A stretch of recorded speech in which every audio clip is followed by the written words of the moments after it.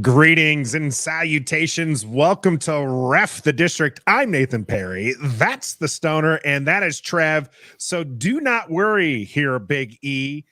It's a ref show here, as Big E commenting already. I'm hyped for Trev. Ain't a ref without Trev. That's Trev's burner account. Admit it right now, Trev. That's your burner. What's a burner? Yeah, that's a Trev burner. Always happy when all three of us are able to get together here. And it is episode 139 of our flagship program where we stream live every Wednesday on YouTube, Facebook, and Twitter. And then we push it out to wherever you get your audio podcasts. So make sure you're checking us out on both. Support the channel everywhere you can. We appreciate that here on Ref the District. We were all planned out today to talk about the defensive line and whether or not it's too early to give them a nickname. We're going to welcome the Bills Mafia as the Washington Commanders host the Buffalo Bills and, of course, their fan base. And then we're going to make our bold predictions for the game. And then all of a sudden, whammo! Not all of a sudden. It was been planned for a while, but here today, they made RFK back in play, boys. We are potentially going to have a stadium. Obviously, this is way early talk. Way early talk. But we could potentially get a stadium back in the RFK site. Stoner, you're always into these. You've done some work there on the floor of Congress. So you kind of know the ins and outs a little bit. Yeah. What happened today for those who might not be aware, or maybe they don't pay attention to what happens in DC because Lord knows there's a lot of malarkey that goes on. Yeah, I'm not going to get too deep into the politics of it all, but basically the federal government owns that land that DC is on, and they own all the rights to it. So they basically have to give rights to the city government, the city of the District of Columbia, in order to be able to do what they want, i.e. put a new stadium in there. So this bill that was passed today basically says, okay, we're agreeing that we can talk about giving the city of DC the land. That's really all it is. I mean, it's probably, if you looked at all the steps that had to be done to get a stadium in DC, let's just say there's 50 steps. This is like step 3. That's how far away it is and everything that still has to come in order to make it happen. However, it's one of the biggest steps. Sure. Because it's going to give the government of DC the right to do with that land what they want to do with that land. And it might not even be the stadium, but of course they're doing this all for the stadium. So they can at least posture for the stadium, right? Because you got Maryland who's trying to get in there. In fact, funny enough, some of the votes on one of the votes that happened today, 2 Maryland representatives did vote, I believe, against that. Yeah, weird. Rather, I guess technically it was Perry's, not me, vote to amend it, trying to kind of push down the stadium, not allowing public funds for the stadium. This was Rick Perry's, I believe, amendment to everything. And 2 of the yays on there were, of course, Maryland congressmen, because their base is in Maryland. They want it to be in Maryland. That's their job is there. So they had their votes in there to try to remove the fact that taxpayer money could be used for a stadium. But it was a big deal here. Mayor Bowser from DC was there as well.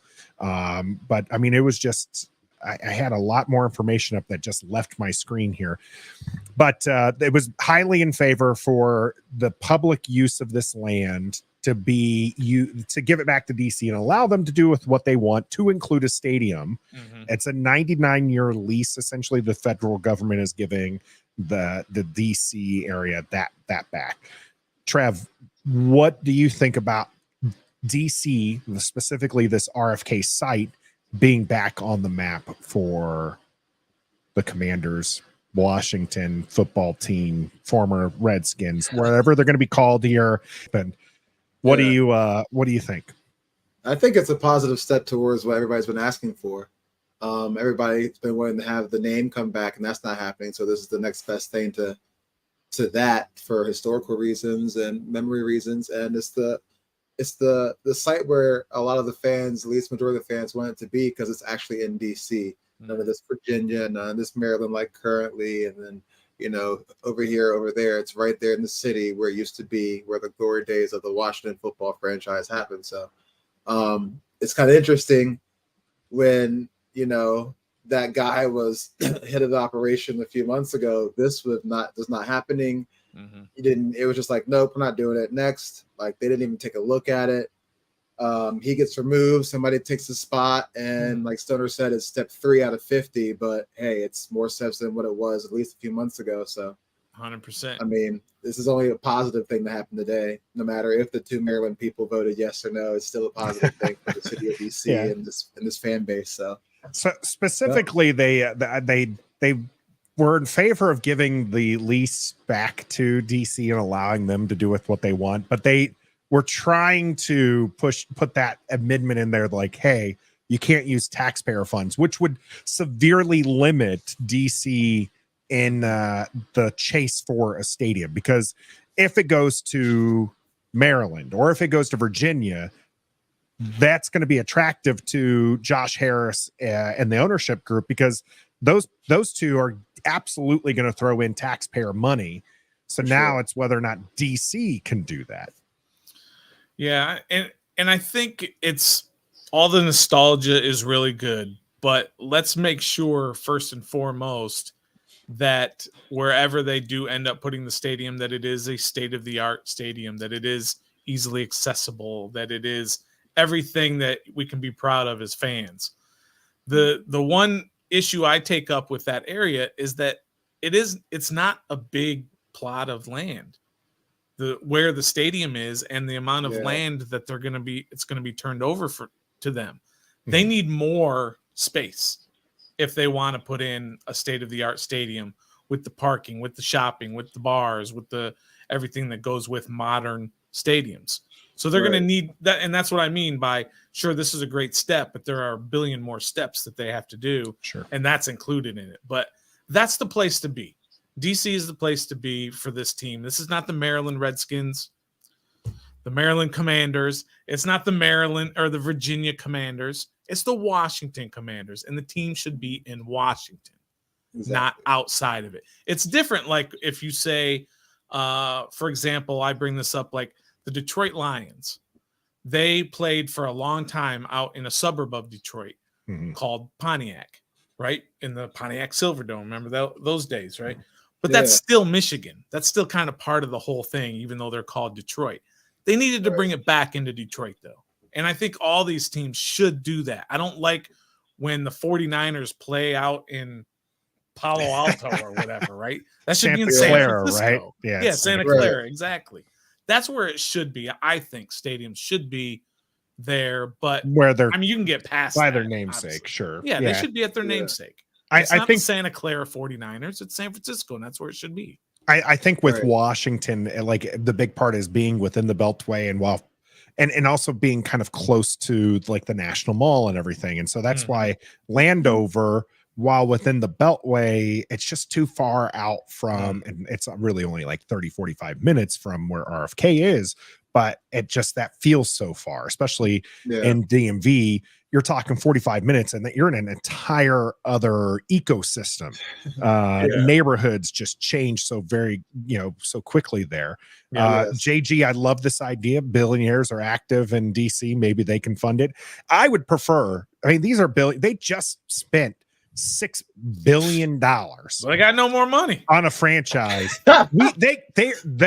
Remember when all this was coming up, AJ Perez, we were talking with him and people were like, oh, well, it's the money is a problem. And they've got 17 and all these people got to be vetted. He was just like, collectively, these people all have $100 billion. Right. They 100% can fund this, but instead we're probably going to get some kind of PSL deal, which is the private personal seat license, which is going to help fund it, and it's going to be interesting how it goes. You don't want PSLs. It's going to happen. That's how new stadiums are built these days. PSLs are big. Not PSLs, only is taxpayer money going to go to this, somebody's going to help fund it to buy a seat that's like a $50 seat, but they get the seat for everything. So it's but you have to pay the PSLs. You have to pay for the right to possibly get that seat. sure. You might not even get that seat. Yeah, but you it's have not. to pay. It's not like season tickets type deal. It is Yeah, not season tickets. It's a whole new thing. You don't want that. But Yeah. we're kind of getting in caught up in weeds. We're getting of finances. very, very big into this. There are a couple things here I did want to address here. One here in the comment section. Aren't they stuck at FedEx for 5 more years? Stuck is probably the right word there because of the mismanagement of getting into a new stadium. Ideally, they would already have something lined up already. They don't. And so they technically up until 2027 is Correct. the lease for FedEx. Yep. Likely we'll see that kind of on a year-to-year basis until 2032. I mean, stadiums take a while to build. So this isn't this. They're going to be in FedEx for quite some time. So that's going to be something that we'll have to see and go there. Gus asking us, is the DC Armory considered part of the RFK land? That'd be a prime venue for practice facility team headquarters. I do not actually have the answer to that, but thanks to Grant Paulson, I have some information here. It's 190 acres of land. The RFK site is. So when people might try to put up the argument that RFK is too small, one, you got to remember the stadium designs that they were pushing out previously were only 55,000 seat stadiums, right? Like they want an area that has bars and community scenes and kind of stuff like this, plus the practice facilities, everything being in there. So 190 acres of land is what does come with there. So I'm not sure if the Armory is a part of that 190, but there is significant land there. To give you some comparison again from Grant here, Jerry's World is 73 acres. MetLife in the Meadowlands is 75, and Allegiant in Las Vegas is 62. So right, but that's just 192. Those are the stadium sites. Yeah, but right, the stadium, not the whole. No, those are the stadium sites. That's the area. Zero chance. All right, you do the work. I'm gonna send you Grant's link, and you get to fact check this and call him out later. I'm putting it right now in the group chat. Might be in that area, but there's no way that, what do they call it, the campus where they have the practice facilities and all that. No way. All right. Stoner's going to do the work. I will answer that. We'll have him do a dollar right there. I can't answer that question though. That the DC Armory. The DC Armory. If you look at the photo on the rundown over there, the DC Armory is that building behind RFK. That's the home of the National Guard. That's not part of the RFK site. That's where the District of Columbia National Guard has their headquarters. That ain't getting sold back to the city or whatever. No, that's separate. I can tell you that 100%. The Armory is separate. All right, fair enough. Well, JG is starting to fall asleep, saying too much time on this, but it's a big deal, though. You're not wrong, JG. It is a big deal, but don't sleep on us. And get yourself out to don'tsleepenergy.com. Use the code district. Give yourself 10% off on some wonderful energy drinks out there, sponsoring today's warm-up session here, which included that topic. So now that JG's been giving us some Don't Sleep energy, let's move on to this next topic here, which is QB Nightmare. Chase Young is back, gentlemen, and he was a force this last week against Denver. If he continues to play like this, which is what we saw his rookie year, Washington's investment into the D-line is officially paying off, and they could potentially hit historic levels. Now, it's week 2, so let's not get too far ahead of ourselves, but let's get too far ahead of ourselves, and we've gotten some very, very fun nicknames that have come out there for it. But, Trev, my question to you is the question we asked yesterday to our people on Twitter. Is it too soon to give this defense, specifically this defensive line, a nickname? Yes. We played the Arizona Cardinals and the Denver Broncos. All right. 2 teams from last year who went through a lot of changes in the offseason, both head coaching, offensive systems, players, and they were both horrible last year, and they have potential to be horrible again this year. No, it's way too early. It's week 2. Yes, they're NFL teams as well, but let's be honest, it's the Cardinals and the Broncos. So I can say that, yes, we are very good. We are starting to get back to what we are on paper, I guess. We're actually putting it out on the field.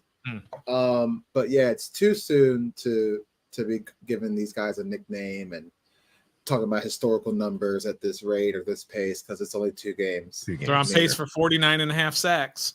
That's actually 49.5 just for these two up here, Montez Sweat and Chase Young. As a team, they're on track for what? They've got 10 already, so 2 games into, so 15 more games at that pace. Yeah, so 80 something. They'll break the Eagles record, right? Which they set last year at 70 sacks.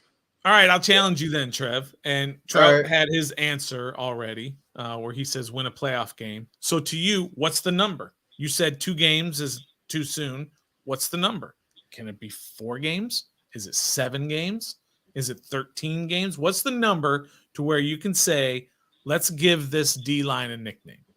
Well, as you're saying that, I see Gus Bus's comment right here. I'm going to bring it up.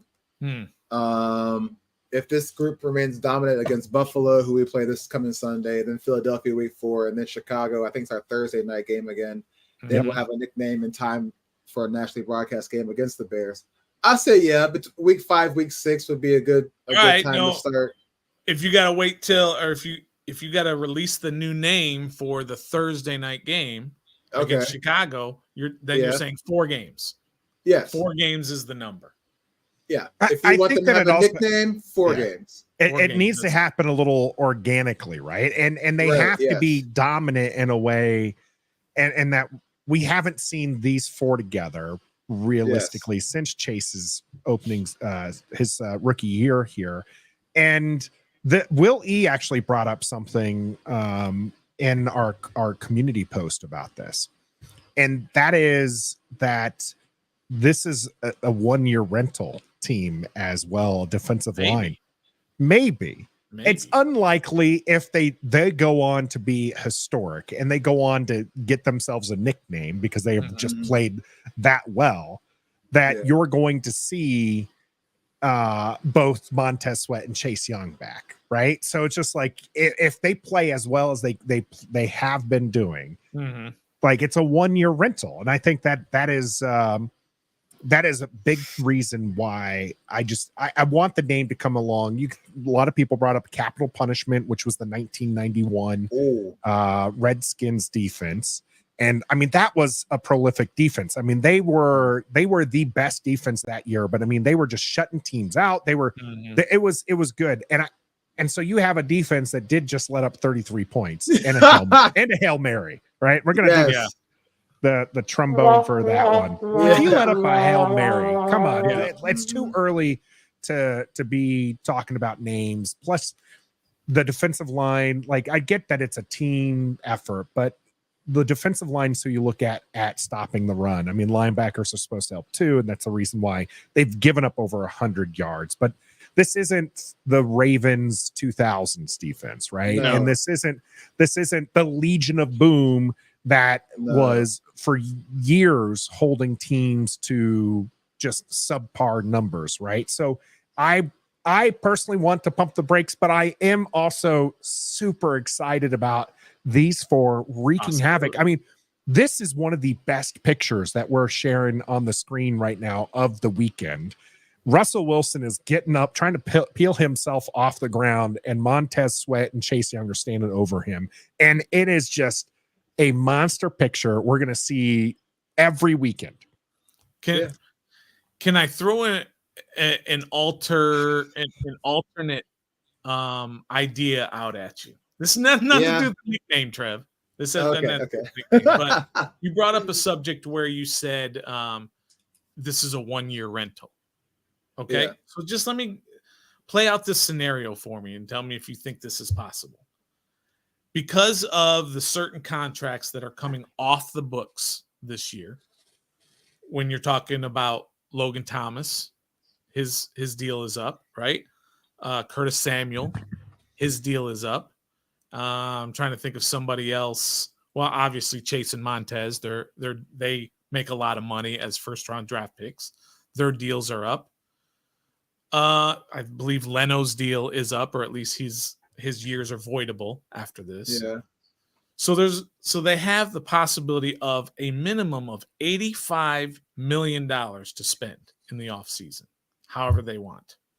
You've got a quarterback who is on a rookie deal as a 5th rounder. He doesn't even make $1 million a year. Year 2 of a 4-year rookie deal. Mm-hmm. So this is where you can get creative because you have that rookie quarterback, assuming he works out and he's going to be here next year. He is. Why can you not sign both Chase and Montez, assuming they have combined 25 sacks, 25 to 30 sacks? Why can you not sign them both? If you have the money, would you guys sign them both? Yes. If they have combined, let's put a big number out there. 28 sacks combined. So 15 for Montez and 13 for Chase. Something crazy. Pro bowlers, third team all pro, even something like that for both of them. Why can't you give them both $25 million a year? The season high last year was 15.5 sacks by Judon. Alex Highsmith with 14.5. That's the highest in the entire league? No. In 2022. No. I'm going to challenge that again. Okay. I literally looked it up. Player of the year had less than 15 sacks. Bosa had 18.5. I'm not sure why it wasn't. Right. It was the Google search only. Google search here gave me Judon, Highsmith, Parsons, and JJ Watt. I go ahead and I click on the StatMuse link here, and sure enough, Bosa has 18.5. Yeah. Garrett had 16 sacks. Reddick had 16 sacks. Yeah. So what if you have a 15 and a 13 from those two? Which is still good for top 10. Yeah. Would you be willing to sign them both again because you don't have a quarterback that's going to make $40 million a year like most good teams have? So the question with those sack numbers, what's our record? Let's just say 10-6, 10-7. Yes. Sorry. This is the new day. Yes. Yeah.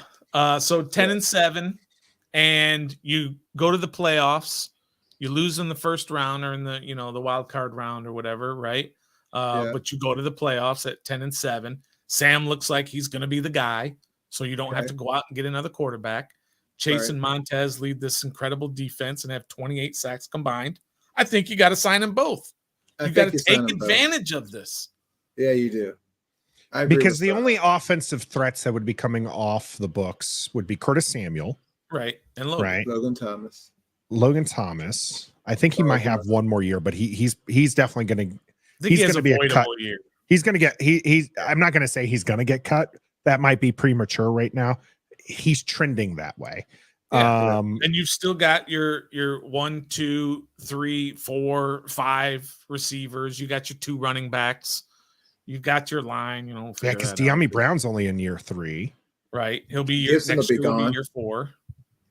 Gibson will probably be gone. You're right. Gibson is off the books, but he was a 3rd rounder, so he didn't make a ton of money.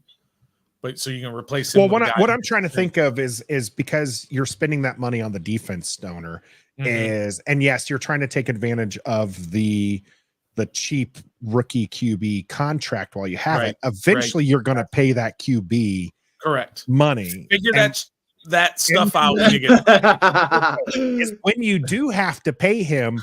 Which offensive pieces are you keeping? Because you don't want to put him into a position that you pay him a bunch of money and then not have money for Jahan Dotson. Sure. Right. And stuff like that. So, I mean, obviously, if they keep them, I mean, if they're getting historic numbers, I mean, they were talking about getting 40 sacks just a couple of years ago that didn't get there. Yep. Bosky, Kendall Fuller's off the books as well. Yep. Fair enough. I mean, and as we said, Leno, but that's only because he has some avoidable years.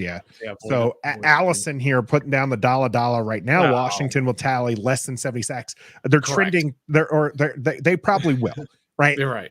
if they continue at this pace, they'll have 85 sacks. Right. They probably won't continue at this pace, but I mean, if they're historically going to crack this, which again, Philly tallied the 70 sacks last season, which was the NFL record for sacks in a season. I mean, it would be very tempting to pay both of them, but I don't think they will. I probably wouldn't. But they also neglected to listen to me, Stoner and Trev, when I told them that they need to take an edge rusher. They were taking a young edge rusher. They took two. No, I'm talking top tier edge rusher. Oh, okay. Should have taken a top tier edge rusher because then you keep this QB nightmare going. All right. Now don't throw anything at the screen, but I'm just asking the question. When is John Allen's deal up? Because didn't he do the same time as Logan? He just restructured his too, didn't he? I don't know. Last year? He might be. No, he did his deal the same week or whatever as Logan, the same off season. So he signed a 4-year, $72,000 contract with the Washington football team, and that would have been. I feel like that was 2020. So and yes, that was 2020. Yeah. So 2024 is his last year. So he 2025 is his end of his contract there. Okay. Yeah. So, all right. I was just asking.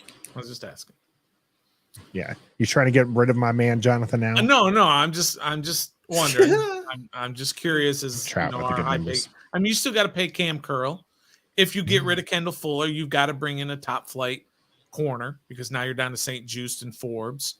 You're gonna probably, Jamin Davis is getting to that point where next year is probably his last year.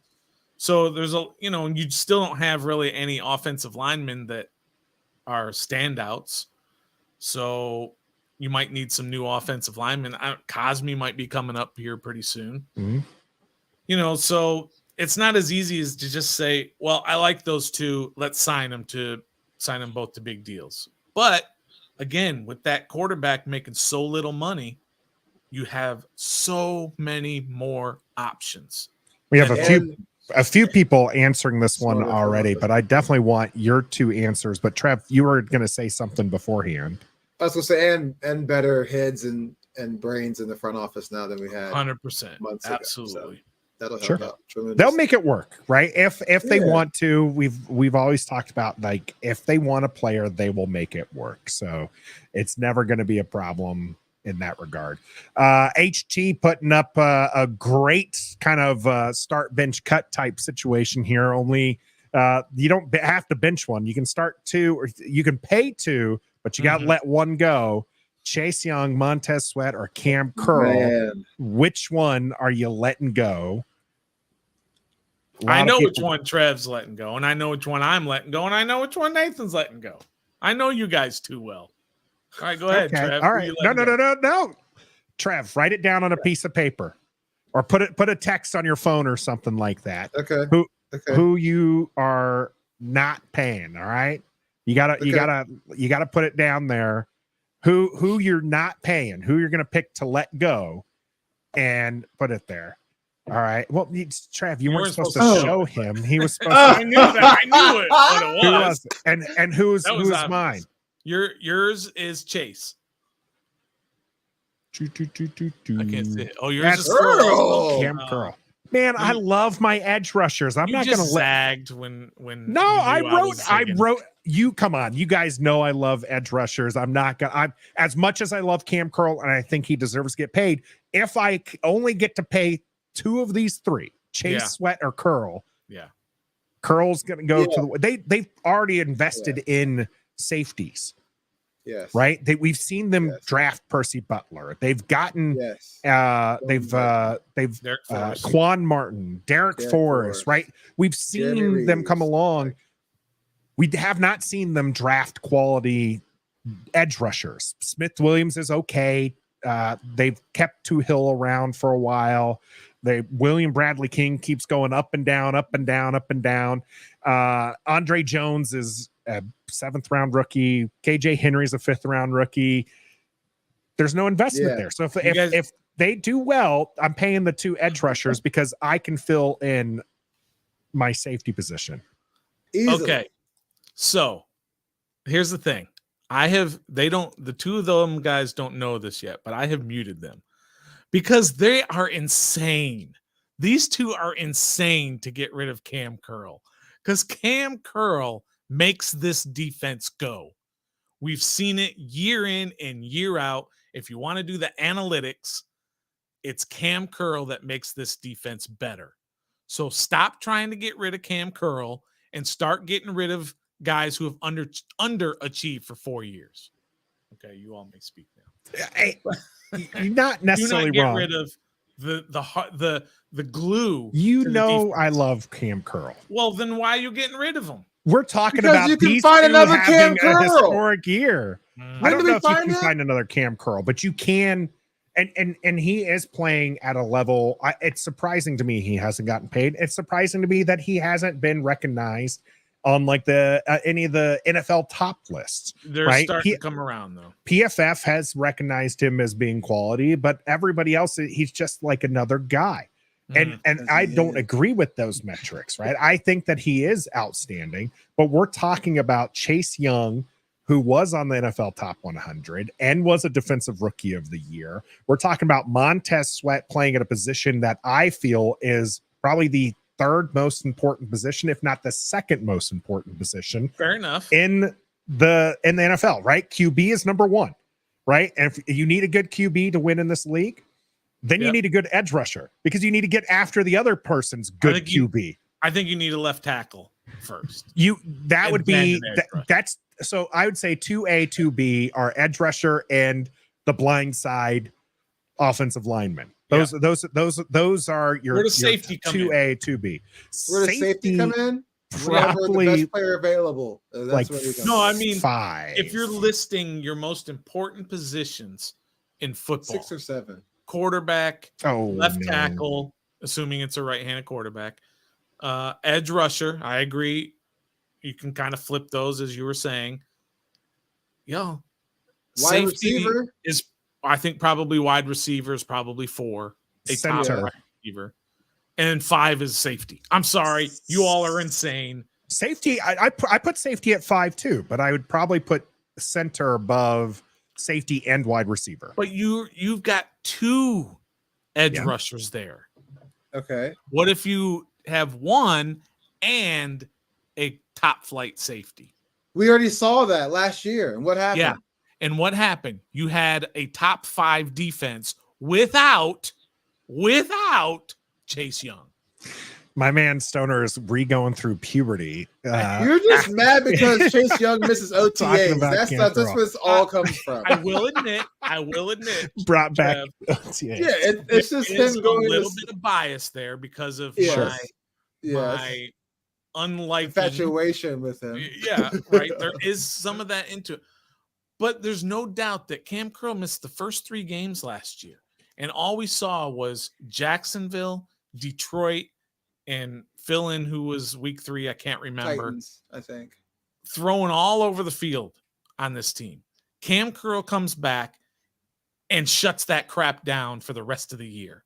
And they became a top 5 defense. It absolutely absolute different defense with them there. And Coach the year Tucker, before, I want you to with Chase Young, they were not that top 5 defense. I want Code Talker here to kind of go into this a little deeper, saying for the panel, you guys are conflating draft value with team positional value. They're not the same thing. I'm doing team positional. I'm team positional value, right? Yeah. And then with that, you're going to aim for a player of elite caliber. And let's go to Madden ratings, our own personalized Madden ratings here on this, right? Okay, not their actual ones. Cam Curl's like an 88, right?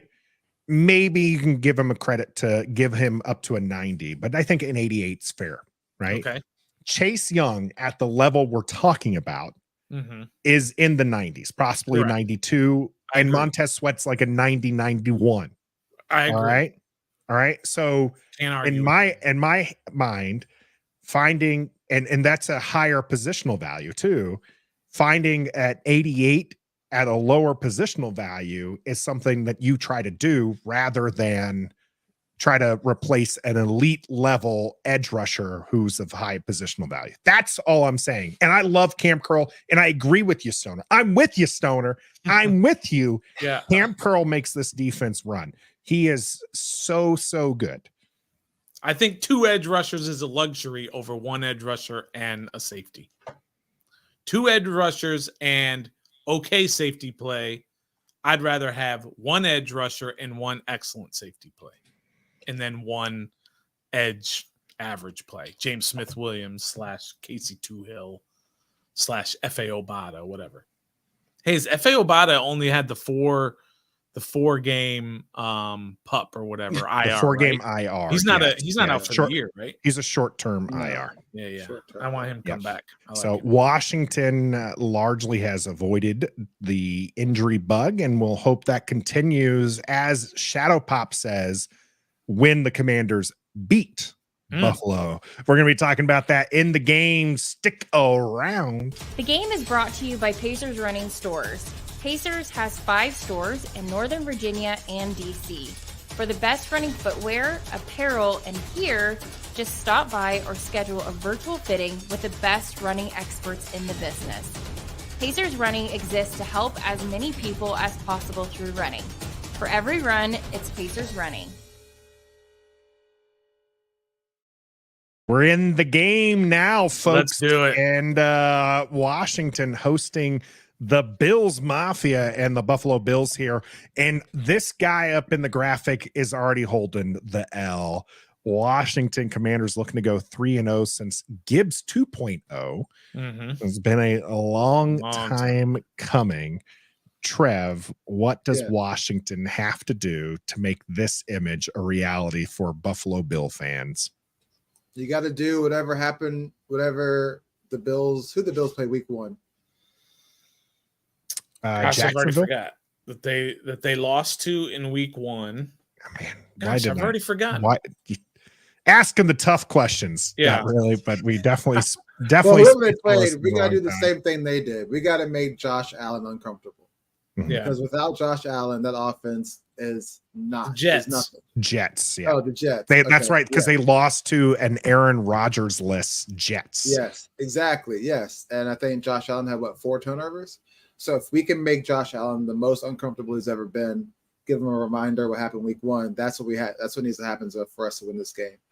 Our offense has improved since last year and since week 1. Big time.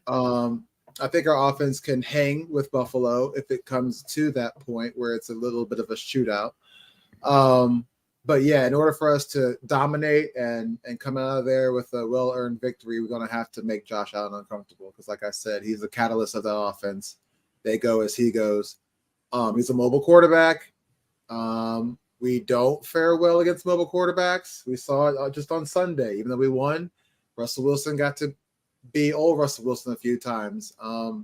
We do not do well with mobile quarterbacks. And Josh Allen, we've already seen what he can do with his feet. He hurdles guys. He runs people over. He jukes. He jives. So he does everything that our quarterback wants to be. But you know what I mean? So if we just make him uncomfortable, that gives us the best chance to even to win this game. The Jets sacked him 5 times. Las Vegas sacked him twice. A little bit of a difference there. He did throw the 3 interceptions against the Jets. So the defensive back's going to have to earn their paycheck here covering Stephon Diggs and company. And then he lost a fumble. And I'm trying to see where he lost that fumble. I think that was against the Jets as well. Yeah, he had 4 turnovers against the Jets. There you go. So he had 0 against Las Vegas. Right. And of course that against Vegas. Yeah. And they won 38-10 there, flipping the script a little bit. Stoner, how is this front line that we spent 30 minutes talking about going to get after Josh Allen, who you love, by the way? Yeah. And I still do. That first game was an aberration, whatever. It happens. First game of the year. I think this is the second toughest game on the schedule for Washington all year long. And I don't necessarily count division games because I think any team can win division games anytime because, you're so familiar with these teams. So I understand Dallas is excellent right now after 2 games, and that's a tough one. But I actually think Miami is the best team on the schedule the rest of the way. Miami is unstoppable offensively as Tua stays healthy. Buffalo is a different animal than obviously anything Washington has seen so far this year, and probably different than almost anything they'll see the rest of this year offensively. Right. This is a fantastic offensive team as long as their heads are straight, as long as Stephon Diggs and Josh Allen are on the same page. They're virtually unstoppable. So Washington is going to have to, those 4 guys up front are just going to have to make life hell for Josh Allen. And that's the only way I can see them beating Buffalo this Sunday. It's going to be tough, and we're going to get frustrated with some big plays that Josh Allen is going to make, getting out of the pocket and running around and all that.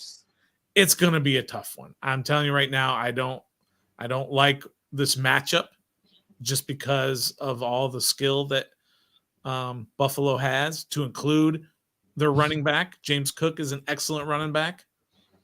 And defensively, guess what? They're really good defensively.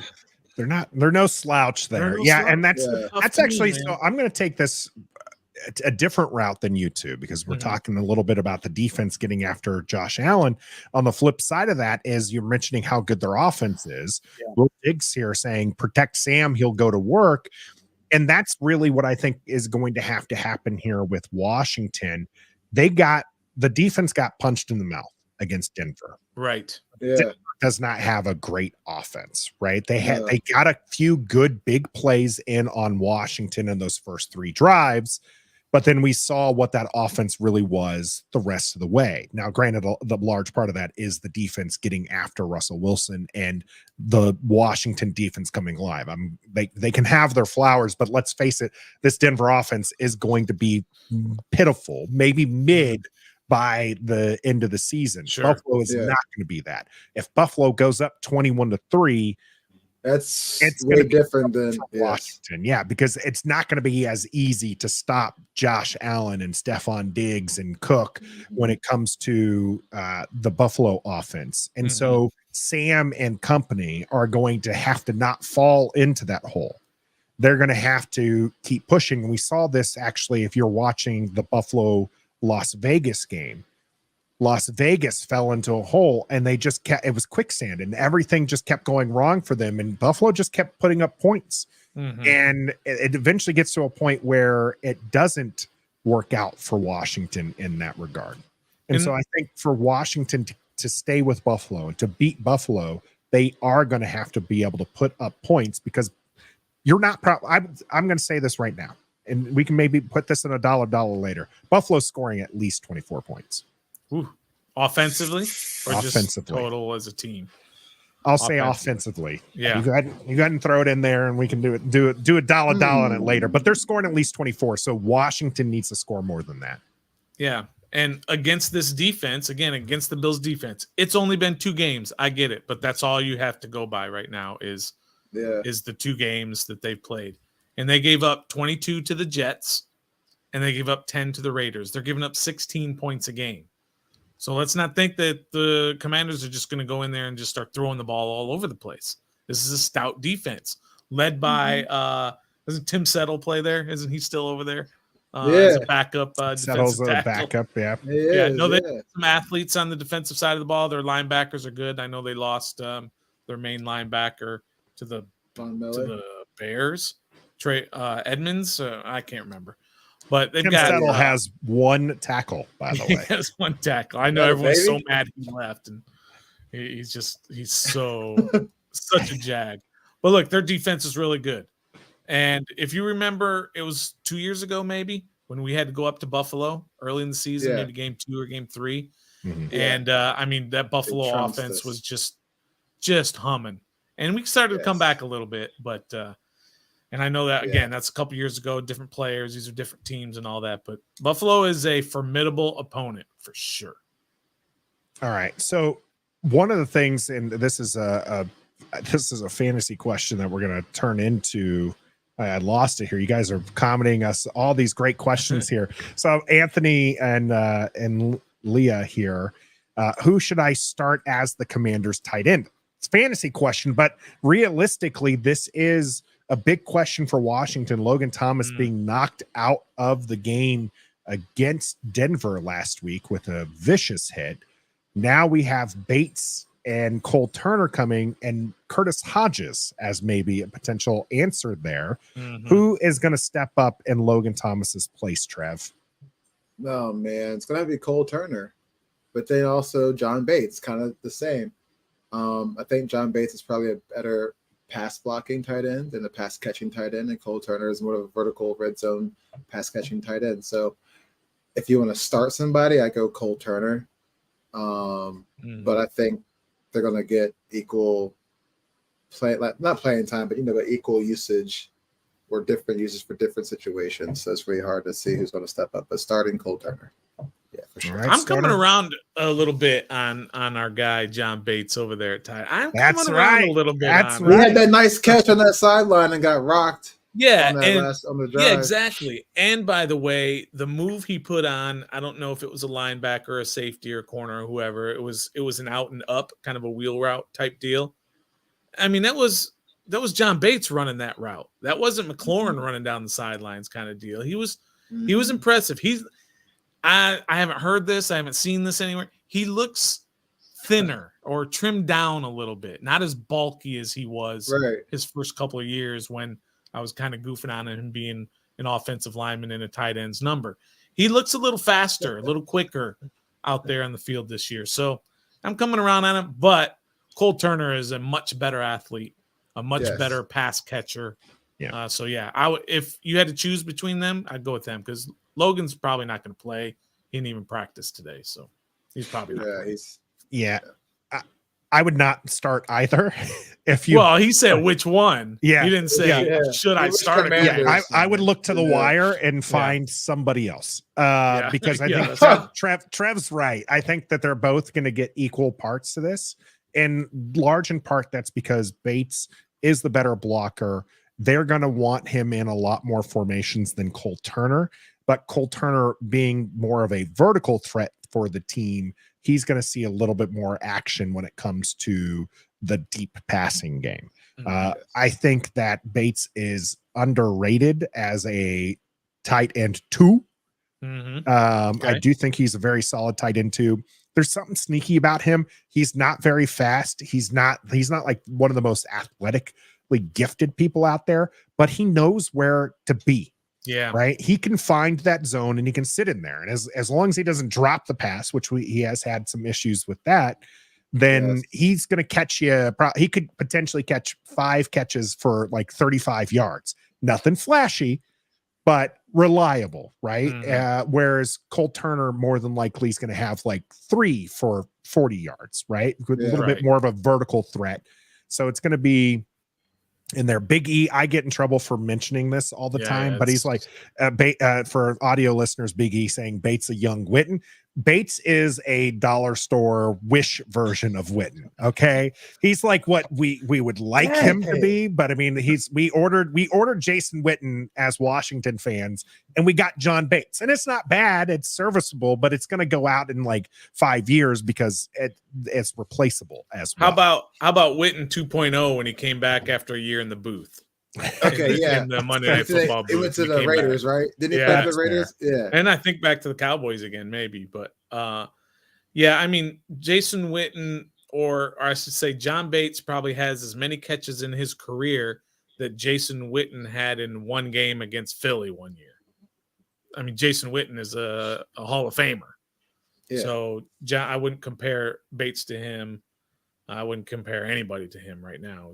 You gotta compare the players to other players. Okay. How about? And I think for this particular comparison, what people are saying is, if you look back at Jason Witten's career, he was not flashy, right? I mean, outside of like he would get hit and like his helmet would go flying and he's still running down the field, right? Those are the plays people remember of him. They don't remember like the Gronk type plays with these magnificent catches and then bulldozing over people. They don't remember the the Kittle or Kelsey plays where they look like they're wide receivers in a flipping 6'7", 260-pound body, right? Right.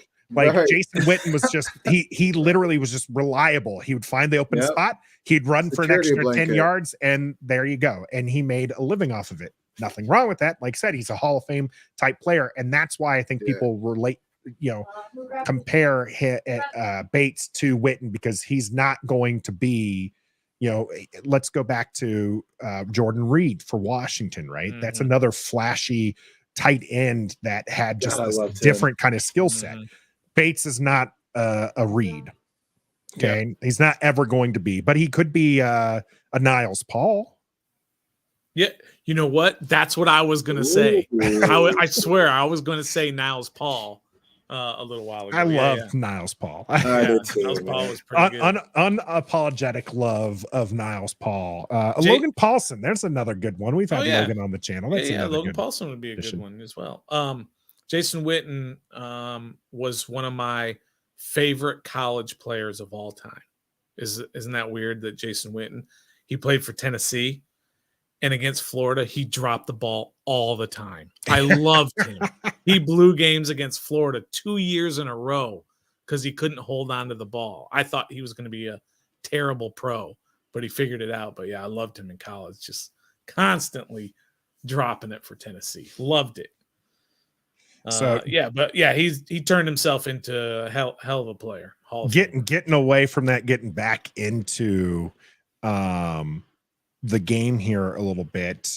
Will Diggs asking, who do the Bills have on the defensive line that we should worry about? So I pulled up the sack totals here. Yep. Leonard Floyd has a sack and a half. Yep. Jordan Phillips has a sack, and Ed Oliver has half a sack. They only have 3 sacks on the year. Now, that being said, they Leonard are Floyd getting back. What's that, Trev? DNP at practice. Leonard Floyd was a DNP at practice today, too. Definitely was. And Jordan Phillips is on the injury report, too, as well. I didn't mean to cut you off, but those 2 names you mentioned that are the sack leaders, they're DNP. So, aren't they getting back, though, probably future Hall of Fame player there at edge? Who, Von Miller? Von Miller, isn't he coming back this week? Ooh, I think he's on PUP.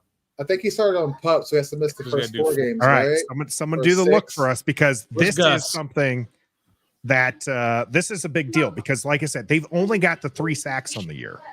And as you mentioned, Trev, 2 of those showing up on the injury report. If you even just go to tackles for loss, Ed Oliver with 2, and then these string of guys with 1. Rousseau, Apenza, Jones, Phillips, Milano, Floyd, White. Okay, so only 9 tackles for a loss. Comparatively, not great, right? Like this is even though we've talked about how good this defense can be, they are not very strong on the line. And if Washington can give Sam time, we can answer Eduardo's question here. What does a good day from Hal look like versus this Bills defense? Are we going to keep using screens? Bills struggled with that versus the Raiders. I think definitely Buffalo, think we're going to see some screens. Yeah, for sure. And I think Buffalo's best defensive qualities they have so far are their back end. I think Jordan Poyer and Micah Hyde, I think they're 2 of the best safeties in the league. Yep. So I don't know how much deep threats we'll really have, but as far as defensive line and linebackers go, I think we'll have the edge on that. Well, definitely not linebackers, but definitely line.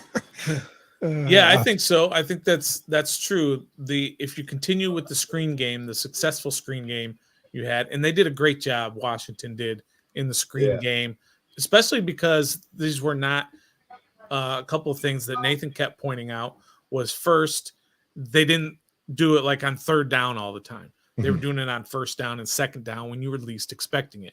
And number 2, they spread it around. They were different types of screens, different players in the screens. So like Dotson had 1, Samuel had 1, Robinson had 2, Gibson had 1, Turner had 1. So they spread it around the whole team, so you don't know where it's coming from. Middle screen, left screen, right screen, to the backs, to the receivers, all of that. And that's how you kind of offset an aggressive defense like Buffalo, who's trying to get at the quarterback.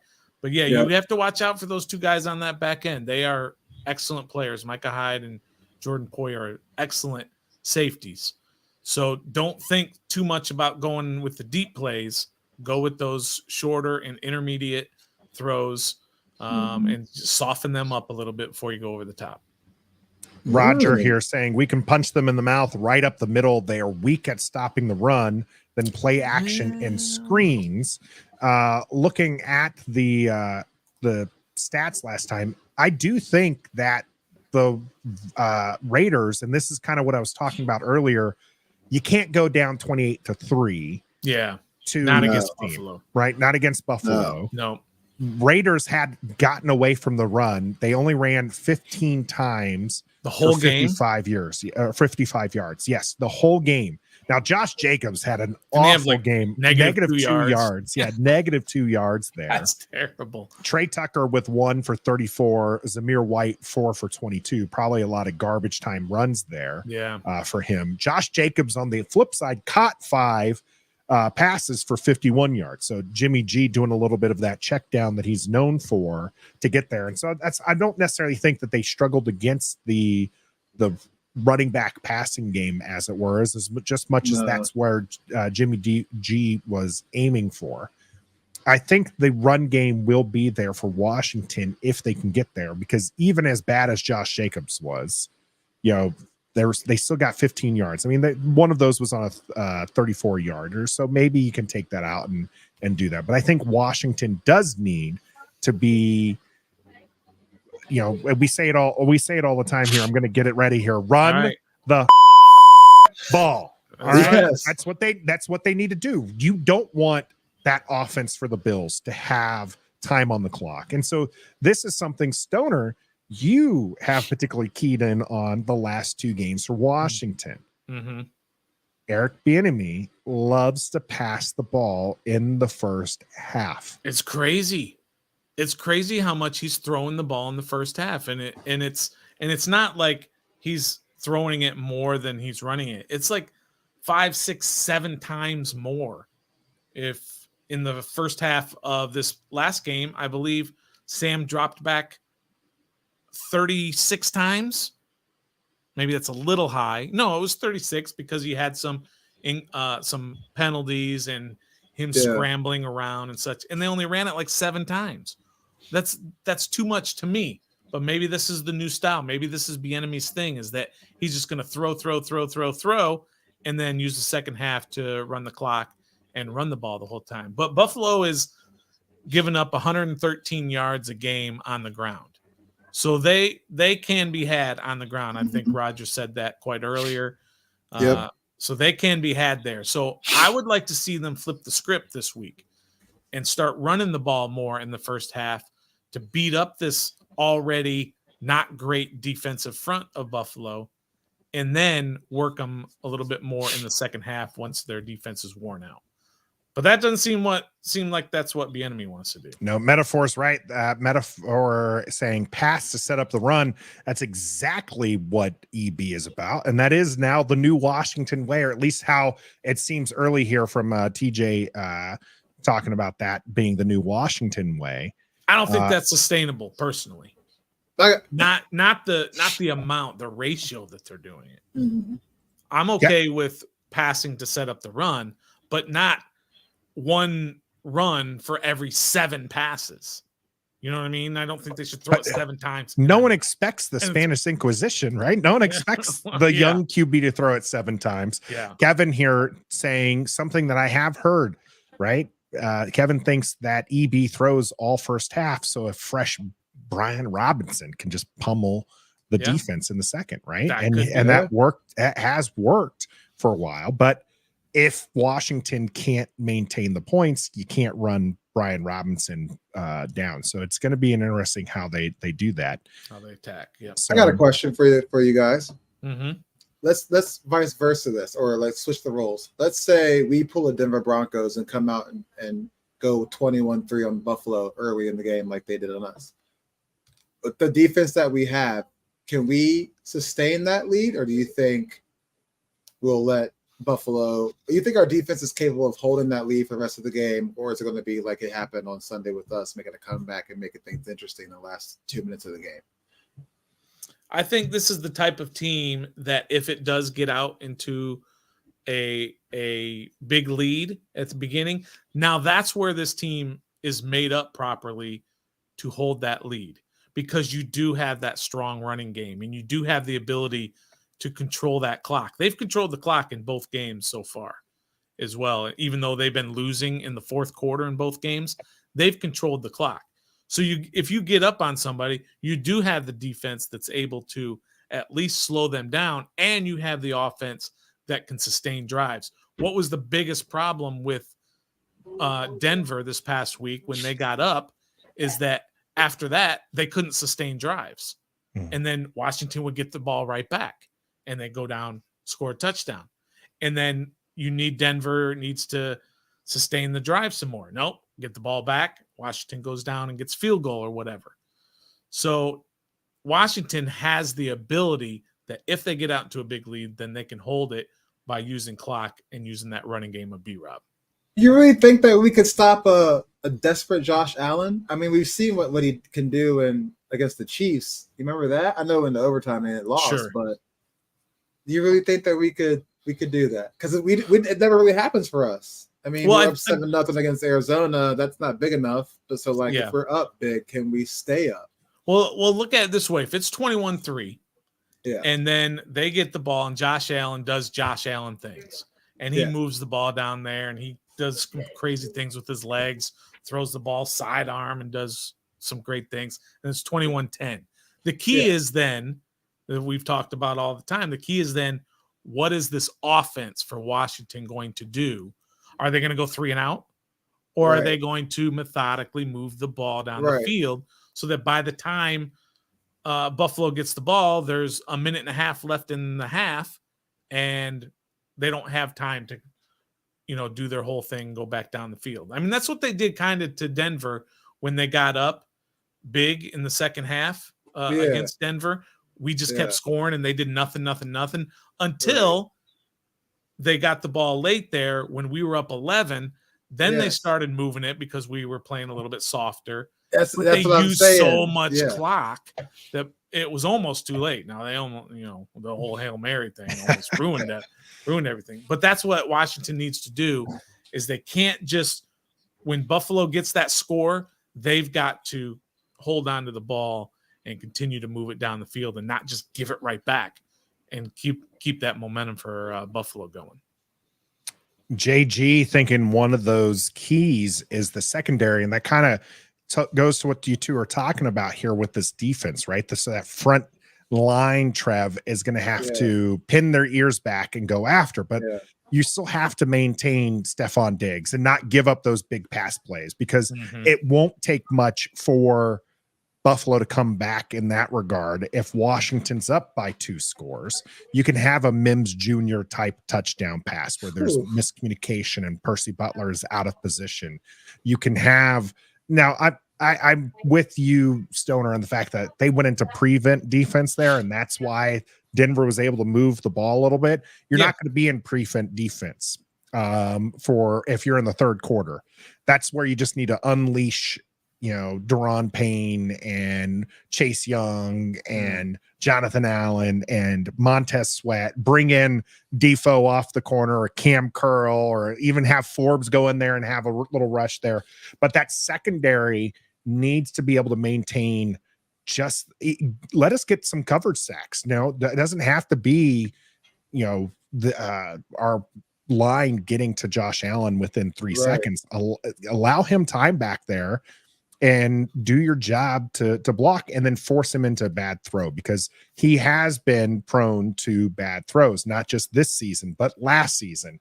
He is not, even though I do believe he is one of the upper tier QBs in the NFL, Josh Allen is, he is not a QB that can he's not like prime Aaron Rodgers, who throws single digit interceptions. He's going to put up, Josh Allen's going to put up big time interception numbers. So, I have a question for you all now. That was a good one, Trev, by the way.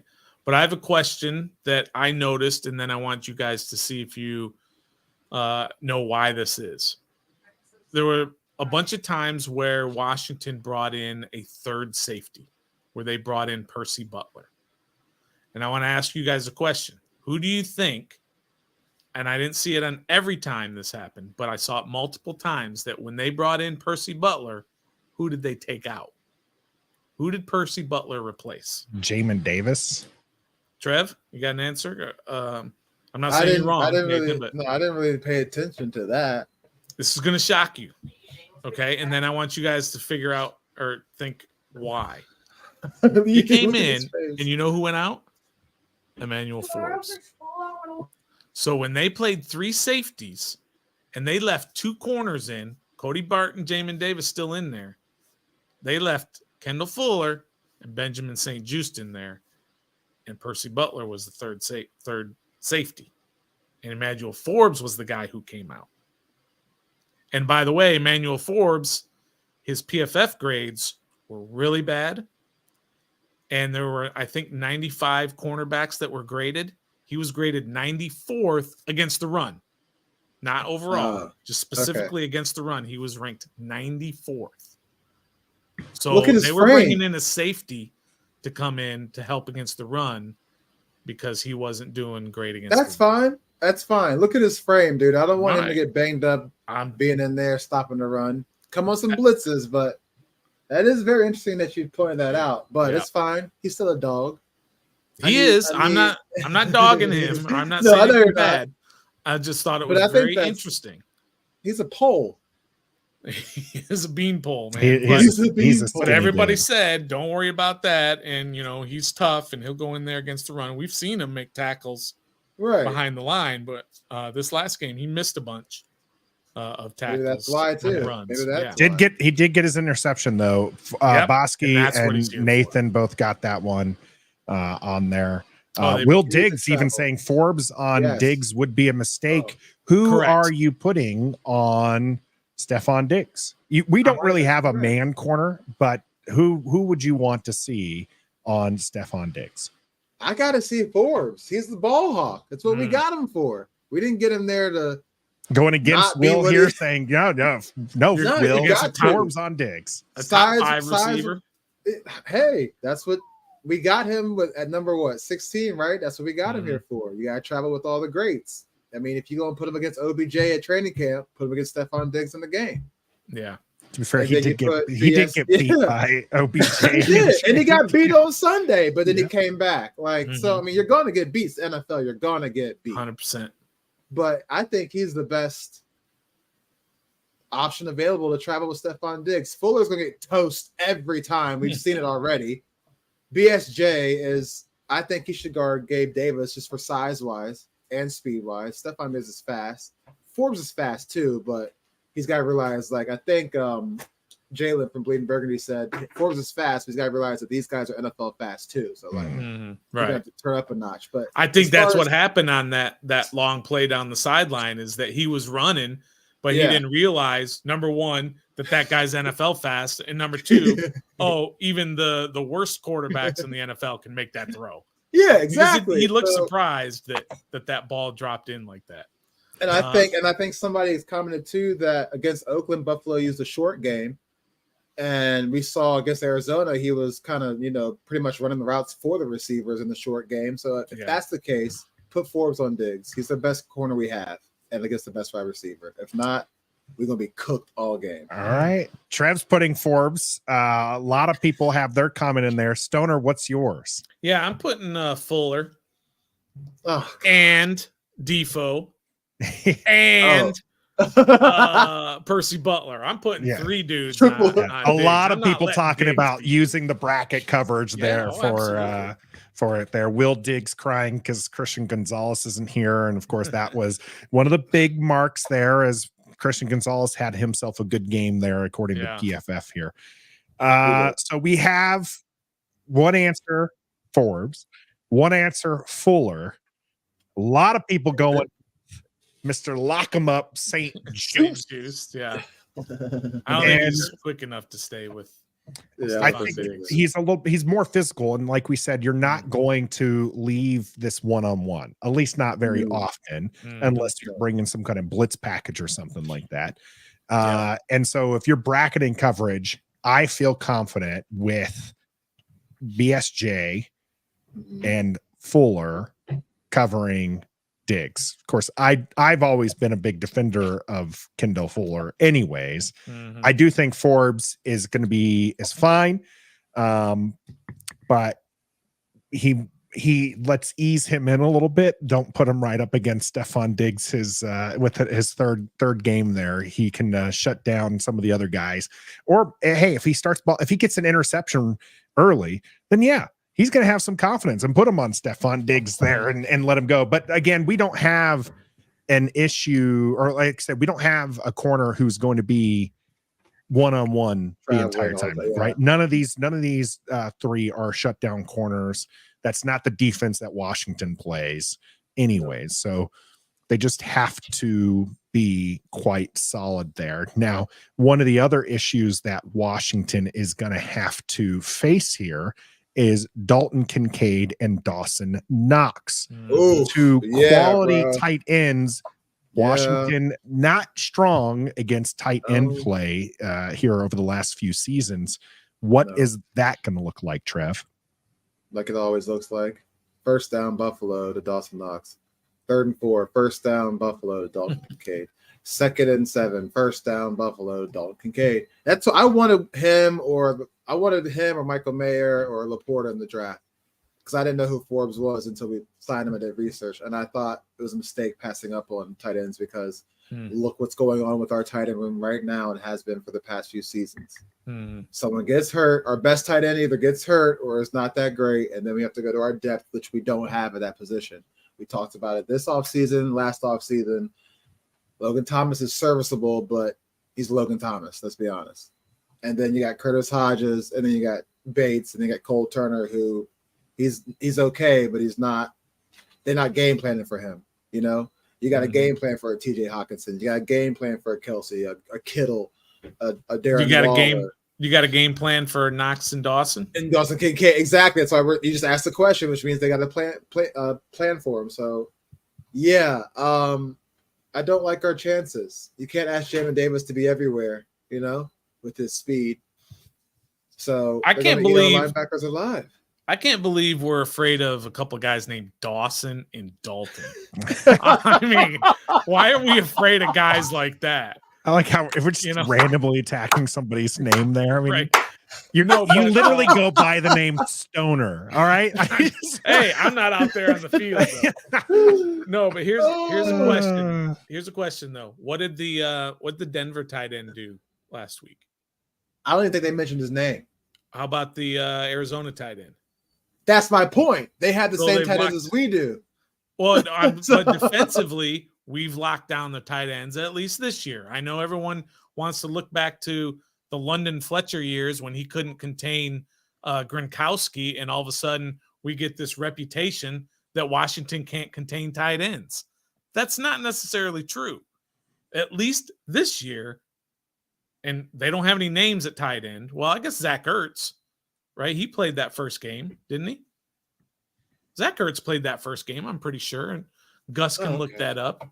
But their tight ends haven't done anything this year. I know it's only 2 games, but let's not be afraid of guys named Dalton and Dawson. That's all. But it's going to take us for them to have a great game. That's how it always happens. No, I don't think it does. How about last year? Can you remember? I know it's hard to remember last year, but were there any big games by a tight end last year? Did Hawkinson have a big game for Minnesota? No, Hawkinson didn't. We might have played have it twice. Detroit and Minnesota. So Zach Ertz, by the way, had 6 catches for 21 yards against Washington last week 1. But that's also Josh Dobbs. Okay. All right, that's fair. Not wrong. It's not You're not wrong, but that's all we have to go off is these first 2 weeks. I'm guessing Trotman is the only. I'm going to give you the names here for Denver receiving: Marvin Mims, Brandon Johnson, Cortland Sutton, Jerry Jeudy, all wide receivers, right? Correct. Samaje Perine, Javonte Williams, running back, both running backs. Yeah. Lil Jordan Humphrey, he's a receiver. Yeah. And then Adam Trotman. Yeah, he's their tight end. Because they're number one target, tight end 0 yards. Yeah. I remember us talking about him in the draft, how much we kind of wanted Troutman. He was good in college, and he hasn't done squat in the league. He's been bouncing around. So, hey, Washington so far has shut down the tight ends. Yeah. 6 receptions for 21 yards in 2 games. That's what they've given up to tight ends. And to be fair here, it's not like Dalton Kincaid is a name we know because that was another draft target that we were looking at as far as a quality, tight end for Washington pickup. He's got 9 receptions for 69 yards in 2 games. And Dawson Knox has 6 catches for 35 yards. He does have a touchdown on top of that, but pedestrian. They're both, they're very, very pedestrian numbers. That's not to say they can't go off against Washington, but as you mentioned, Stoner, Washington doing a much better job containing those tight ends this season so far, and even last season had some reasonable success there. So as HT mentions, the deep ball is what's given Washington issues this year and kind of had been a little bit year before with McCain and company out there. So until Curl came back. And I'm telling you, I can't remember any long passes last year after Curl came back. I can't remember any. I mean, I could be rewriting hihistory here. So, we'll have to look that one challenging everybody's memory, and everyone's like, I don't know. I can't remember when they played the 49ers. Did they even play the 49ers last year? Yeah, didn't they? I can't even see. I can't even remember. They played the 49ers. Remember that was a do or die game. Remember? Yeah. Yeah. It was one of the do or dies game. Yeah. Yeah. I mean, did they played the Titans last year? Did any wide receiver just go over the top on them all the time? No. When they played Seattle last year. Yeah. I can't even remember if they played Seattle. No, it was maybe the year before when Russ was still there. The Bears, they didn't do anything when we played them. They're not even an NFL team, right? The Eagles in that game they beat us. I remember because I tracked every single throw that game and I watched over and over. You did. Over. You were on a Jalen Hurts. I was on a Jalen Hurts thing. And the 2 long passes that they threw, one he caught out of bounds, but they gave it to him in bounds and we didn't throw the challenge flag in time. And the other one was a jump ball. So we weren't getting beat deep. Did Dallas have big plays over the top against Washington last year? Once Curl came back, we didn't have any big plays over the top. This year we've had probably 2. Obviously the big one, touchdown, the 75-yarder, and then the Forbes down the sideline one as well. So I don't know. We just kind of get this reputation and we hold on to it for years and years and years, like the tight ends beat us. Well, I mean, the London Fletcher game where he couldn't contain Gronkowski, and all of a sudden we have this reputation that we can't stop tight ends, and I don't know that that's actually true. All right. It's just one of those things that we think about there. Roger here, how is Jabril Cox coming along is the question. And I think Gus is the perfect answer. Wouldn't hold your breath if I was you. Yeah. He was a cut from another team, picked up. Sometimes those work out like all Ridgeway, but Jabril Cox, I think, is about the same level as a Kalike Hudson, who, while I like, it's also because we've invested several years of watching him play in burgundy and gold. Jabril Cox doesn't have that, but they're about the same skill level, kind of tweener guy, speedy, but kind of a liability at times there. So JG trying to run the show for us, given prediction time. Before we get to that, JG, JG's our producer. I do need to hire a producer. We do actually probably need a producer here. But before we get to the predictions, give me your X factor for the game. Just a name. You don't have to go into too depth because we've done a good deal of talking here. Stoner, start us off with your X factor against the Buffalo Bills. And it can be any offense, defense, Washington or Buffalo, right? Preferably Washington. What's Washington's X factor? How's that? Okay, I'm going to go with the X factor for Washington is going to be Cam Curl, because they have a wide receiver crew that we've talked about already with Stephon Diggs and Gabe Davis, 2 studs, 2 good tight ends. So it's going to be up to Curl to make sure everybody's in the right spot, make sure nobody's getting over the top, and sure tackling. That's huge, that these receivers don't get too much yards after the catch or yards after contact either. So Cam Curl's my X factor for this game. All right, Trev, Washington's X factor to beat the Buffalo Bills. Oh, man. Keep Josh Allen off the field. So I that don't know how you game, would group that. Yeah, no, that's fair. That's a Sure. Keep him off the maybe field. not an individual Don't give that player, man a but chance. Don't give that man a chance to do anything special. Keep him off the field. Yeah, that's fair. If Washington can do that, that is a big time key to victory there. I am going with, we've got Jahan in there. We've got Derek Forrest. We've got Cody Barton is listed. That's TJ with a bold prediction. He has a big game, force a turnover. Hey, there we go. But mine is going to be with Rockman here. Chase Young is the X factor for Washington. And I did see Forbes and a couple others in there as well. But Chase Young, if we get that disruptive Chase Young, that kind of that second half of the Denver game, Chase Young, that's out there, he is capable of pulling what Deron Payne did that opening series of the third quarter. Deron Payne took over that opening drive, right? He got a sack, he got a tackle for a loss, and he got a pass defended. Yep. Okay. He absolute monster. Chase Young is capable of that. And Chase Young is capable of doing that on multiple drives during a game. That, if we get that Chase, which I think that once he got his feet underneath him, and that's why you see Montez Sweat talking to him after that sack, he was like, yes, you're back. You got this. And we saw a very disruptive Chase for the rest of the game once he got that. We were calling his name left and right.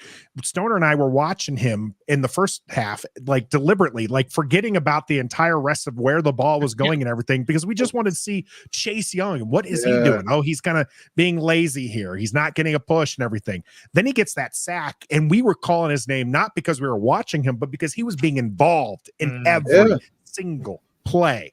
And that Chase Young is going to get a big time payday, and he's going to be a big time X factor for Washington this season. And a big reason why I am going to predict Washington winning 30-27.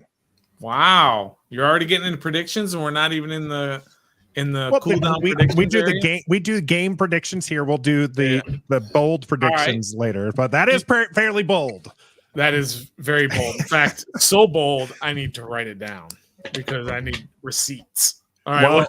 While he writes that down, let's make sure everybody gets in here with their game predictions. What do you think the score prediction is going to be? Do you think Washington upsets the Buffalo Bills? They are currently 6.5 underdogs, right? I believe is what the line's being set at right now.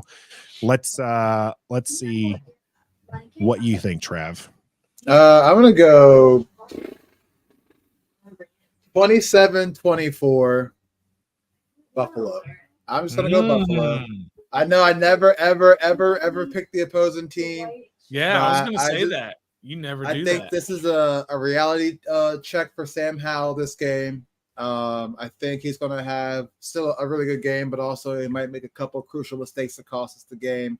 Maybe 2 interceptions, maybe taking the extra sack he's not supposed to. You know, just this is going to be a reality check game for Sam Howell, and we make it a good one, but Buffalo comes out and kicks the game-winning field goal and wins 27-24. I like it, Trev. You know what else I like?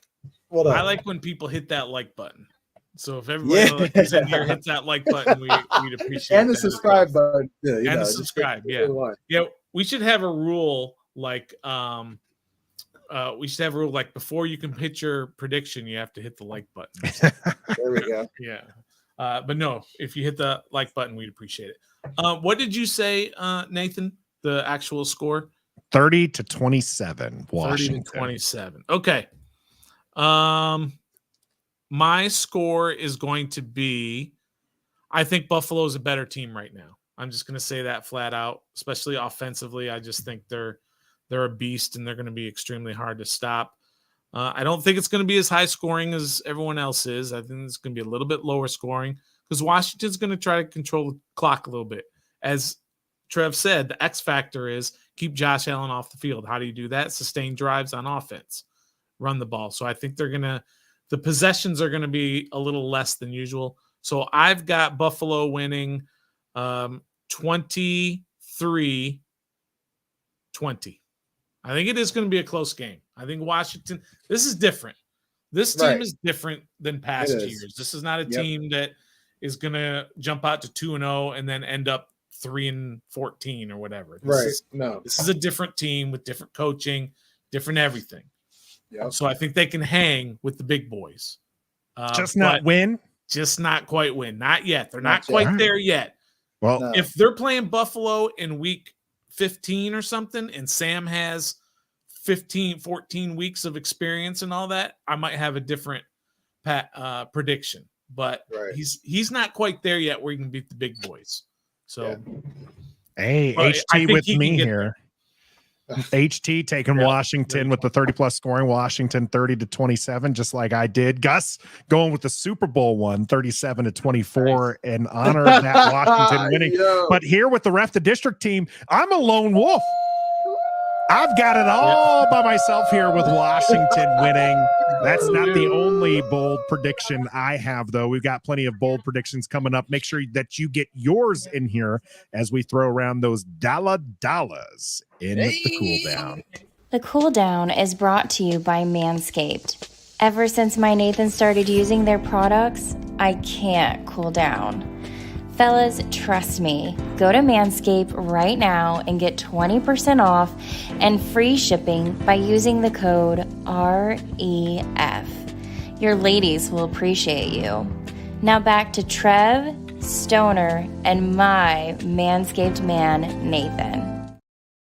Trev in the background just cracking me up there with that one, going along with that wonderful commercial. EP in the house here. She's chatting in the chat with everybody here, and I think now is a great time to just talk about, you mentioned those likes and subscribes, Trev and Stoner. The support you give us matters, so we do appreciate that, and that helps us continue creating good content. We do have a lot of good things planned ahead for you, so make sure you hit that like button and subscribe. But it's a big special thanks to EP and our significant others here on Ref the District for supporting us and giving us the time to talk to you here for an hour and 30 going on already. Normal 2-hour show here for our flagship program. We bring you content every day of the week, and we know that is a big deal for you, so make sure that you like and hit that subscribe button. If you're listening to us in the audio, make sure that you hit that auto download button so you get the notification and you get those content when we push those out there. Bold prediction time, and this is why we need to have a producer here, as I'm late hitting the you're good. A cool down graphic. Too, my bad. Doing it all on my own here, but hey, Gus Bus throwing in the wolf, so I'm gonna throw the wolf emoji. So we're gonna hear another one, and I'm gonna go right off the bat here. Rockman Sam Howell for you too. That's a Fox logo. Oh, come on, Rockman. You got to work on your logos here. I'm pretty sure it's a fox. I mean, that could be I guess maybe that's a red wolf. Yeah. Oh, yeah. That's probably a red wolf. Rockman's probably hitting that red wolf there. I'm going to go right off the bat with Sam Howell here. I think Sam Howell, we said bold. He throws 3 touchdowns this game. Wow. That's really bold. I'm taking it. I'm with you. I'm taking it. He will. One's going to be a screen, and then he's going to have a deep to Terry, and then something else. He'll have 3. What was Trev's score again? 27-4. Okay, I just wanted to make sure that your score is mathematically working with this, because you do have a thing where you don't necessarily, you're hedging bets a little bit. All right, I got one for you. Mm-hmm. I think that Buffalo's defense has a defensive score. No, I don't know how. I'm not going to get that. Not happening, dog. Nope. All right. Not happening. And this isn't happening as well. Allison putting in the dollar here. Jamin Davis with 2 sacks. Not happening. Anyone want to take her on that one? Oh, it's not going to happen. No. Nope. I don't think he has 2 sacks in his career. So I don't know how he's gonna Stop it, dude. He does. I'm going to look it up. I'm going to look it up. You look it up there. Metaphor, Chase gets a sack strip fumble picked up by Forbes for the score. That's a bold prediction. Yeah, and very specific. And I would put that is a 401k that will not happen. Just I because don't- it's so specific. I don't think that particular element happens, but Chase will get another sack this game. All right, I'll say no. You'll say no, Chase doesn't get a sack this game? Yeah. Correct. Trev's looking up the Jamin Davis information for us. I bet you he has 2 in his career. He has 5. Oh, does Ooh, there you go. he have 5? Ooh, 5. Ooh. You lost that bet there. I did, but You I, did. you know, Trev, the spirit of the bet, I think I won. Trev, Chase Young get another sack this game? Yes. All right, Yeah. Trev's with me. Stoner's on his own there. Joseph, over under 4.5 sacks for Washington. Oh, Remember, 5 sacks. Jets got 5 sacks against them. Vegas only got 2. That's 2. Max Crosby and company only getting 2 there. Yeah. I don't like that. Josh Allen is not a guy who usually gets sacked a lot because he is. You said the Jets gave him 5 though. The Jets got a the great. Jets took him down 5 times. I think They we were can giving take him down at fits. least. I'm gonna go. You're gonna go the over? Yeah. I'm going the under. I think they Yeah. get 3 sacks is likely how it happens. Washington 4, So 5 sacks. Stoner and I with the under there. Yep. Trev with the over. Yeah. B Rob following it up with a game winning for me against Stoner victory here with another good one. Brian Robinson 100 yards and a touchdown, 3 catches and 32 yards receiving. Ooh, the double dip catch here. 130 total yards for B-Rob? I don't think so.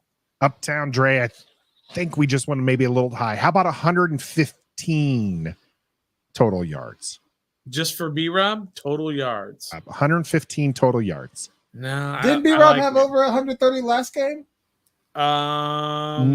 Yeah, 40. He had about 42 100, yards close receiving, to and it. he had like 80 or 90 yards rushing. Yeah, he had about So- 130. I'll go with Uptown Dre. It's gonna happen this game too. We'll Buffalo's defense ain't like that. we'll reduce it down to just 130. How's that? Instead of specifically 100 rushing and a touchdown and then 32. 3 and 32. We'll do 130. So Trev's taking Yeah. 130. I was thinking 115. Stoner, where were you at? Yeah, I like B-Rob this week. Okay. I like B-Rob this week. I think I think this is a week Washington's going to try to control the ball a little bit more, and that means a lot of B-Rob. Mhm. All right, those two are going to take B Rob with 130 plus. I'll take the under then. I'm still I got starting one. him in Well, fantasy. wait a minute. Your offer was 115. No. I'm going with your offer. No. I'm not going with no. I JG. said I think Uptown Dre was the one on the Uptown Dre. table. I Yeah. said I think he ends up with about 115. Yeah, that's the bet I want. No, that's not that on the table, Stoner. That's not how this works. Well, then I don't want that That's bet. not, no. Come You with just me, said he Trev. was over 130. Come Yeah. with me, Trev. I'm No. with you. I'm with you, Trev's Stoner. with me. We want the I'm with Stoner. 115 bet. No, Yeah. that's Not not the a bet I'm 130. putting on there. Uptown Dre, one of our Right. dedicated listeners, put it at 100. I even he's actually 132. He made it very specific. I was Right. like 130. You both are taking 130 plus for B Rob. I'm Yes, taking the I'll under. be there. If I have to be by myself, I'll do it by myself. I'll do it. Trev, goddamn, you gotta be on my. You gotta support me, Trev.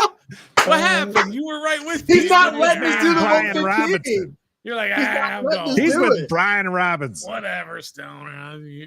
I'm on my own then. All right. All I right, got You one. know what? Then I'm gonna What? flip and I'm gonna say under because I Okay, think that's it's gonna fine. be about 120. But you like B. He said 120 130. He was with you, Trev. He is backing away. He is Yeah. so flaky, this Stoner. That's so fun. All That's right. cool. Let's continue on here. 130, As far as Total the yards. way to go. Wait, And how? What? I did want to throw something out there. If we can leave time, we have to do our survivor pool picks. Yes, we need help. We'll with do that. our survivor. We got okay. Yep. Go ahead. Allison with another one. Gibson, another 30 plus yards receiving. Screen game, and he did a really nice job last week with that. He had just one, right? It was 1 for 35. Yeah, I don't think so. I'm going under that. I think he has more than 30 yards receiving this I game. do too. I do All too. right. Jahan Dotson, we've got as low as 75. We got another 100 for 100 there. Plus yards receiving. Stoner, no. I knew I saw one have Jay here with 100.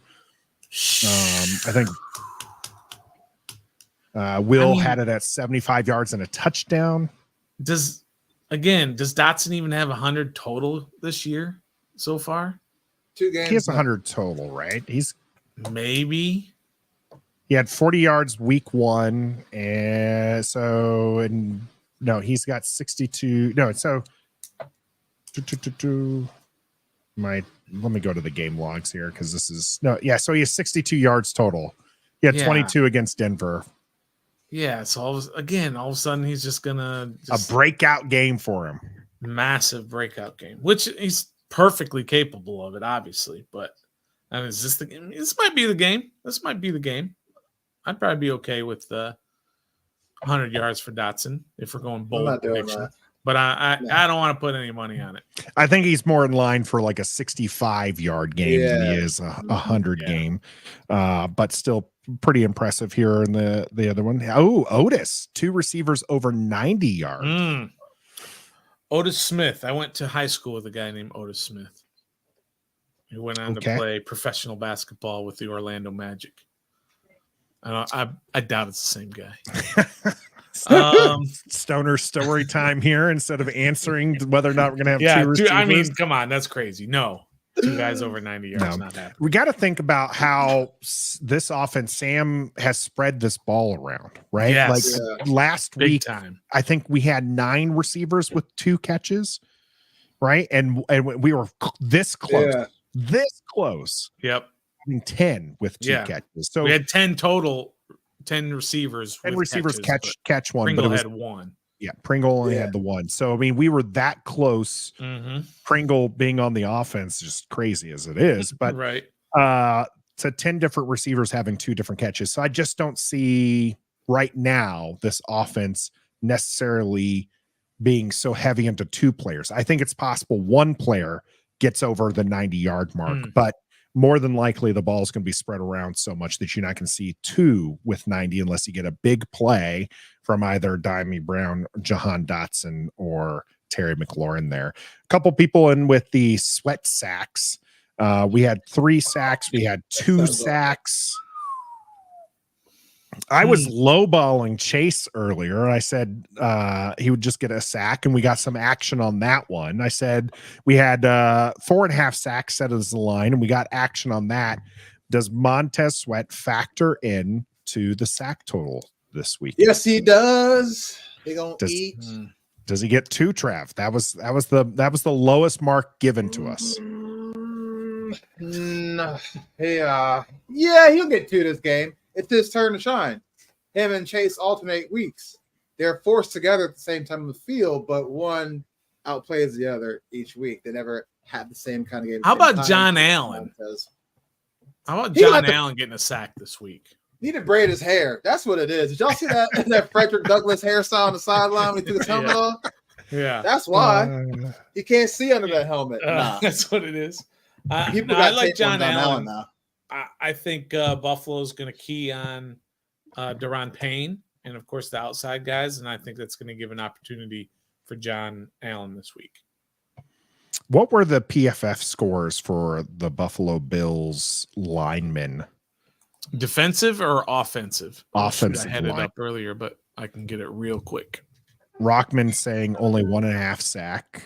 JG thinking only 1.5 sacks as well.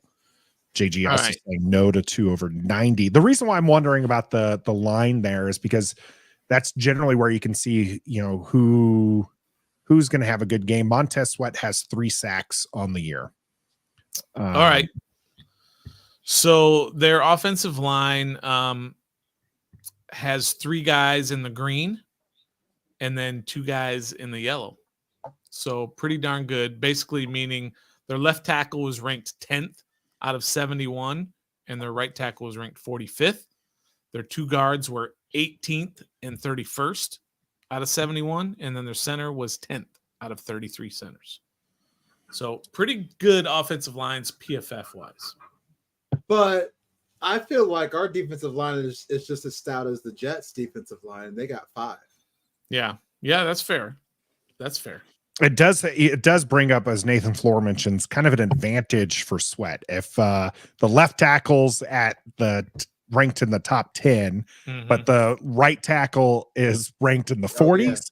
Sure. Montez Sweat should be the one getting there because that's a little bit in that favor there. I think I just agree with JG and Trout or Rockman rather that it's going to be like a sack and a half. I think he's going to be under 2 sacks. I don't think he's going to get to 2. Yes. I mean, at some point you have to say Montez is not going to get a sack. He's not going to get a sack every single game or a sack and a half every single game. You don't know that, Stoner. He's on pace you don't know 24 sacks right now. At some there point, you go. He's going to get shut out of a game because he's not going to have 24 sacks on the year. He could be a Bosa with 18 and a half sacks. Okay. You're right. He definitely could. And then we go into the Super Bowl. Then we go into the Super Bowl. If we have an edge, going to the getting 18 sacks. We go into the any other game predictions here for the team? Yeah. Oh, Trev's got one. He's making it I up don't know right what now. it is today, but it's just Sam Howell's going to throw 2 picks on Sunday. Nope. Wow. So he's going to have 3 touchdowns and 2 picks. Yep, yeah. That's what he's going with. Nope. Trev says Howell 2 picks, 2 INTs, and Nathan. And I'll even sweeten the deal. I'll sweeten it. Well, you already got 2 guys on it. Now you're making it harder on yourself. I'm sweetening it. Okay. Let me just warn you ahead of time. I'm taking it.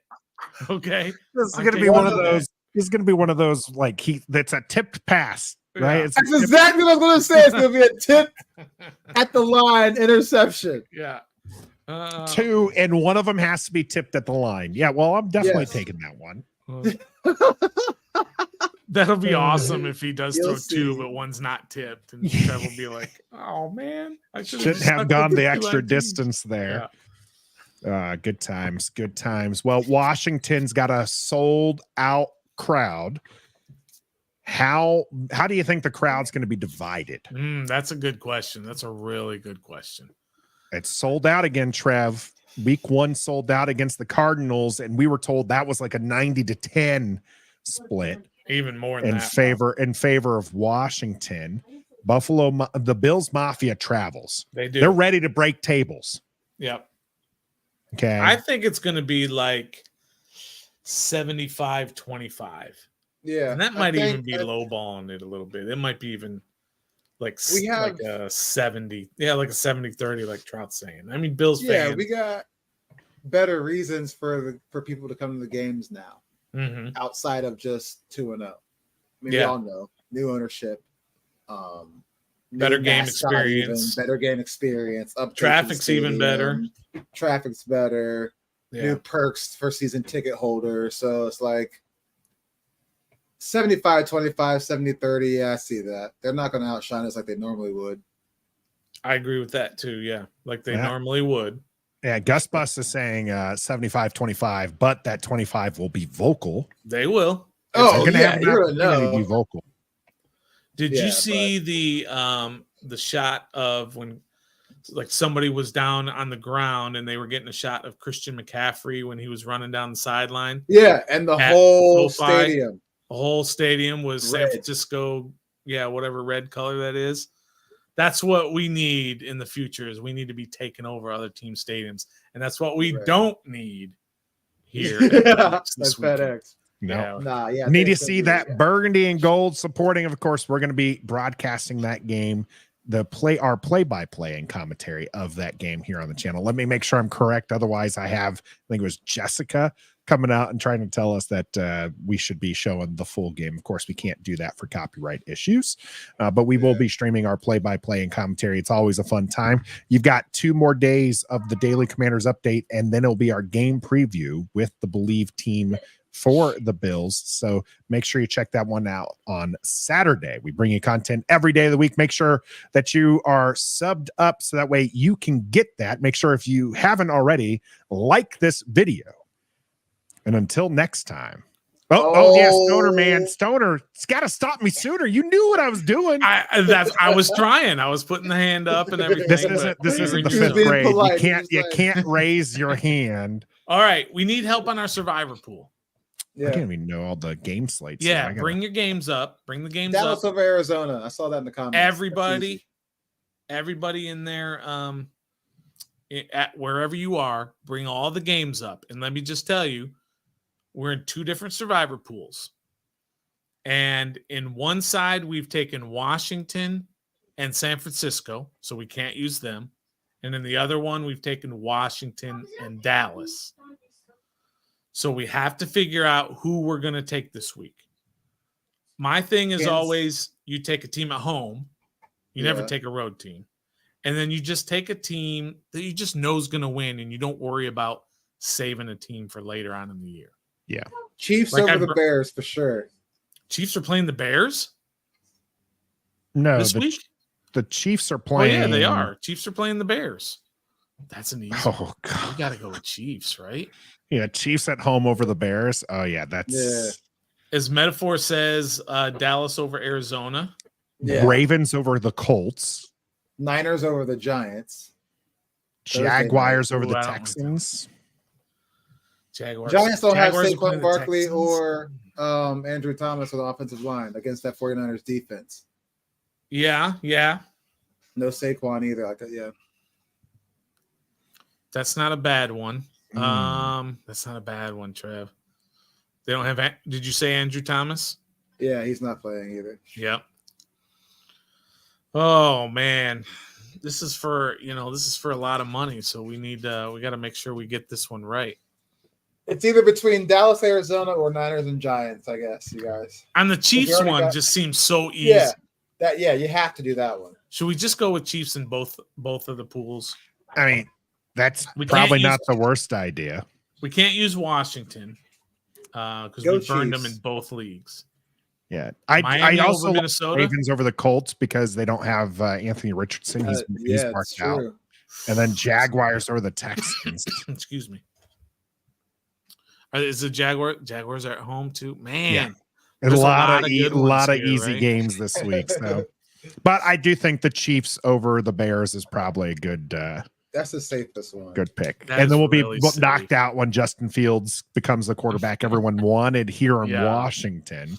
It's funny how that works out, right? Everyone wants Justin Fields. Everyone wanted Justin Fields, even like last year wanted Justin Fields, and he's not doing good. No. Everyone wanted Russell Wilson. He's not doing good. Everyone wanted Deshaun Watson. He's not doing good.